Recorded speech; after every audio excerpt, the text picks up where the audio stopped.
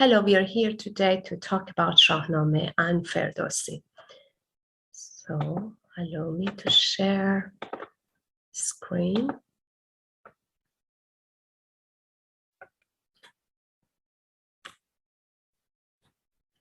In this presentation, we'll be looking at who Ferdowsi was, what Shahnameh is, where you can find copies of Shahnameh in Manchester, and a little bit of history about friends of Shahnameh in Manchester.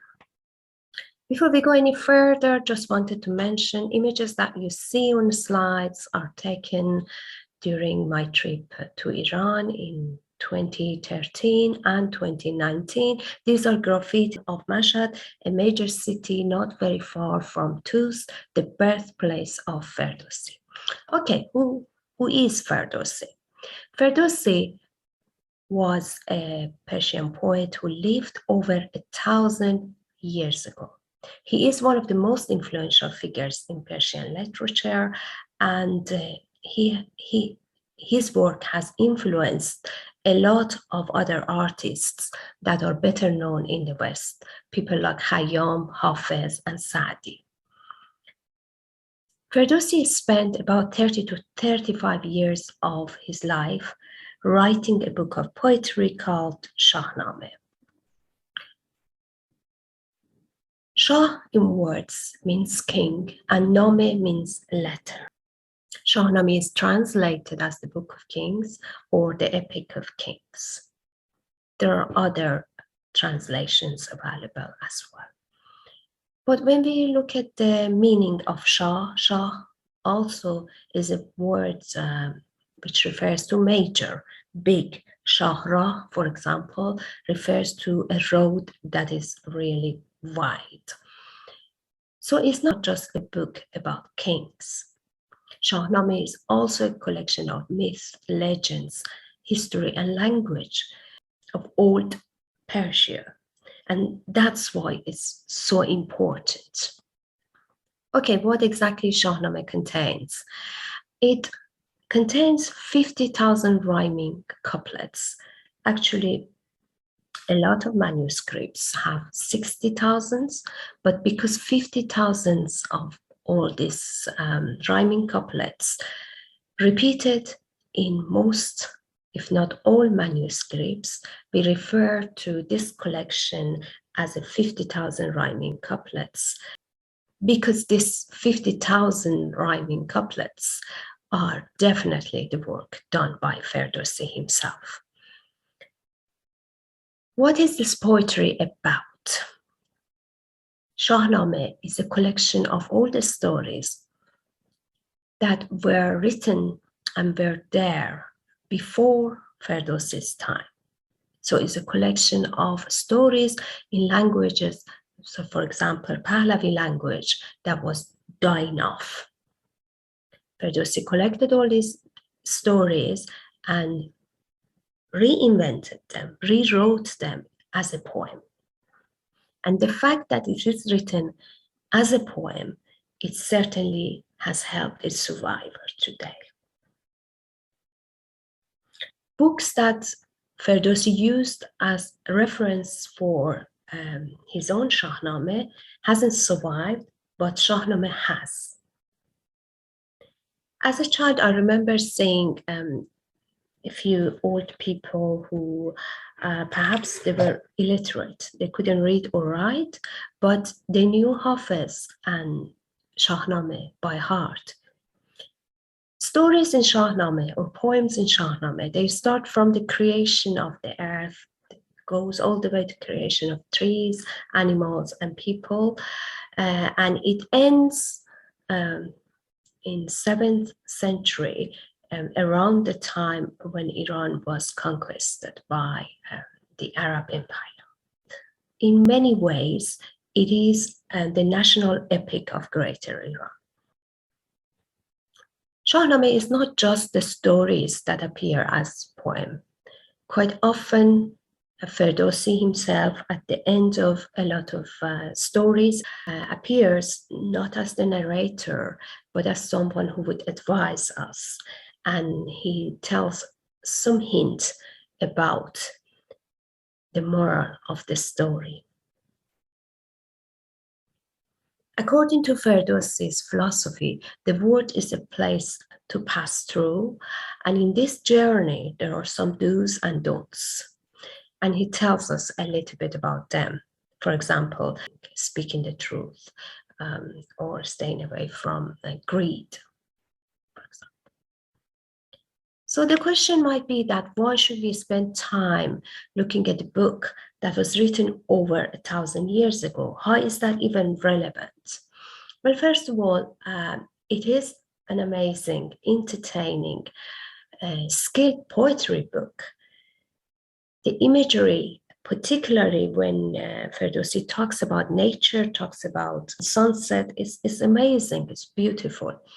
We also get to know a little bit about the past, how people lived, although mostly we are looking at kings and nobles and army officers, for example, but there are some references to ordinary people too. Each story in Shahnameh conveys a message. It tells us something that is still relevant today. Ferdowsi himself describes his book in the following way. تو این را دروغ و فسانه مدان به یک سان روش در زمانه مدان از او هرچه اندر خورد با خرد دگر بر ره رمز معنا برد. Which means this book is not fable, and it's not the style of writing that was fashionable at the time that I wrote this. You have to think about it. If it makes sense, fair enough. If not, you have to decode it to understand the message. It's a window to our past. A lot of things that might be acceptable in our circles, in our time, in our culture, might not be judged as the correct behavior when it comes to a different circle, a different culture, or in a few years' time. So not much point in sticking to our values as if they're written in stone and they shouldn't change. We're always looking and assessing our behavior and adjusting it, basically. To give you an example of some of the topics there, my favorite is, for example, referral to diet and eating meat. In a story, Devil appears as a cook. He goes to Zahag, one of the kings, and offers to be his cook. And the cook starts introducing egg to Zahag's diet. Zahag likes it, and then gradually other form of meat, white meat, red meat, is also added to Zahag's diet. Zahag's story is very interesting and thought-provoking story. I would recommend, if you've got time, do look this up. Here we don't have much time to go into each and every story, but just quickly want to mention some of the topics discussed. For example, prejudice is another topic that we see in the story of Zal.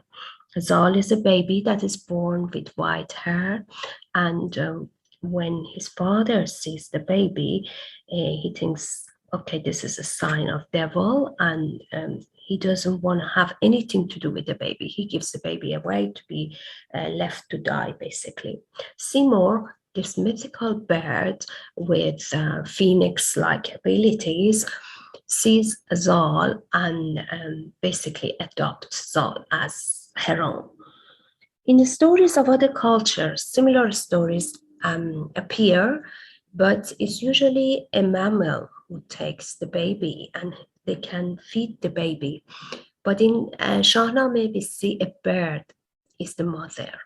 And the way that this bird feeds Zal is fascinating. Zal goes hunting, and the meat that she hunts is put in Zal's mouth, and Zal starts sucking on the blood. And that's how he survives. After a few years, Zal's father, in his dream, he sees an angel coming to him and says, if you think white hair is a sign of demon, look at yourself in the mirror. What color is your hair? Zal is a teenager by the time that his father finds him. He's taken back to the castle and he starts to live amongst people. He has to pass a lot of tests to show that he is capable of living amongst human. And he grows up to be a real hero, and he saves the king and country many times over. But the moment that things don't go according to plan, a lot of people turn against him and use phrases like, you have grown in a nest and you're not a human, and things like that. So what happened to him in his childhood, which had nothing to do with himself, does leave its mark forever. So this is a good example to ponder about. This was the story written over a few thousand years ago. But if Ferdowsi was to rewrite this story now, recreate Zal, instead of giving him white hair, what other characters would he give Zal? And when you think about it, there is no shortage of things that we could come up with. It could be the way that a person talks, the way that they look, the color of their skin, for example, the country that they come from, their religion, and the list goes on. So although we have come a long way, we've still got a long way to go. For me, female characters are very interesting. The book contains quite a lot of female characters, and they are ambassadors of wisdom and knowledge. For example, Sindor. Sindor is Rudabe's mom. We touched upon Zal's life as a baby. Zal fell in love with Rudabe, Sindor's daughter. And two countries are against these two people getting married to each other.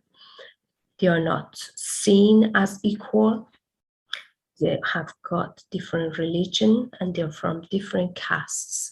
And that causes outrage. But Sindor mediates and stops this war happening, and also makes it possible for Rudabe and Zal to get married together.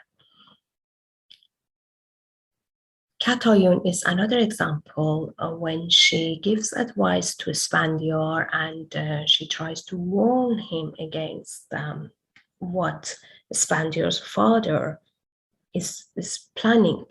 Spandiar is very adamant and he says there's no point in discussing things with a woman, and he of course goes away and does what he does, and he's killed by Rostam the way that Katoyun tried to warn him, basically. There are also ambassadors of bravery. We got Gordofaid as an example. She wears a suit of armor and goes to fight Sohrab as a man when no one else would dare to do so. And Gordiye is Bahram Chubin's sister. Gordiye takes Bahram Chubin's army back to safety after Bahram Chubin is dead. Their character is not always positive, like real life, basically, and like men that appear in Shahnameh. For example, Sudabe is a woman who falls in love with her son-in-law, basically, and accused him of a crime that he hasn't done.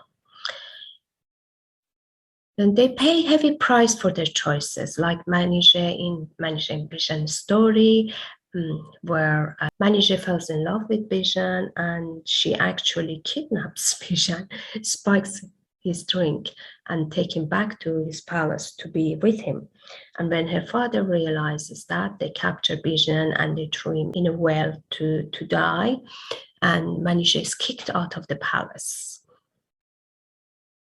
And she has to beg for food, and what she does, she keeps on feeding Bijan by throwing food down the well, and she also warns Bijan's family to come and rescue him. Katayun in Katayun and Gustav's story, where Gustav, as a prince, he has escaped from the palace, but no one knows who he is, and he's seen as an ordinary person. And when Katayun chooses him to marry, her father kicks Katayun out of the palace, and they have to live in poverty for a while.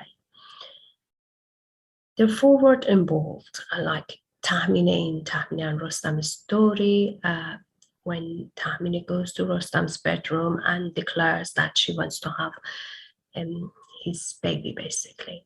Gulnar in Gulnar and Ardashir's story, where Gulnar helps Ardashir to escape.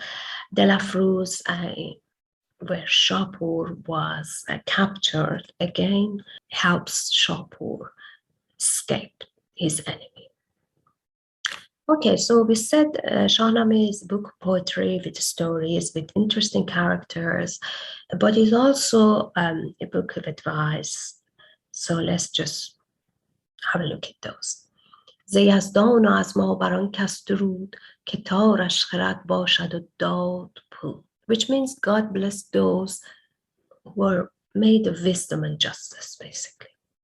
اگر پیشه دارد دلت راستی چنان دان که گیتی بیاراستی. Cultivating the truth in your heart makes the world beautiful. سپردن به فرهنگ فرزند خرد که گیتی به نادان نشاید سپرد. Educating the youth is a must. The word should not be left to an ignorant and unwise generation. چنین هم نگهدار تن در خورش نباید که بگزایدت پرورش. Don't overindulge. Food is supposed to nourish you and not take away your health. Okay, so we know who Ferdowsi was, what Shahnameh is, and now where can we find copies of Shahnameh? John Ryland's library in Manchester, they have got a couple of amazing manuscripts with beautiful illustrations, but and these books are usually kept away, so it's not somewhere that you could see them. We managed as a group to go and see the manuscript twice. The first time in 2011, and I think the second time was about 2016. And we were due to go back in 2020, but of course, we all know what happened in 2020. So watch this space. We might be able to reorganize that session in future, and we would love to invite you to be part of that session. The University of Manchester has got many copies of the Persian and the translated Shahnameh, but obviously you've got to be a student. You've got to have access to that library. Don't have to be a student, could be staff or graduates of that university. Manchester Central Library has an old copy of Shahnameh in reading section. You need to order that beforehand and you get to see that book. But of course, we got the Portico Library. There is a translation of Shahnameh, the Epic of Kings, translated by Helen Zimmer, written around 1882. The book is currently on display in an exhibition, so do have a look at it if you are visiting the Portico Library. Through the link below, you could get access to this copy of translation of Shahnameh as a text. Okay, who are we? We are a group founded in 2011. Together with my husband, we started the group to celebrate Commemoration Day of Ferdowsi, and we have been doing so for the past 12 years. The past 5 years, we started introducing an English section to the event, and 2 years after starting the group, other people and friends joined, and we managed to start our weekly and monthly poetry events, which has been going on for the past 10 years. Our social media channel, friendsofshahnameh.com, is a major channel on the way that you could communicate with us. We also have a channel on Telegram, Facebook, and Twitter.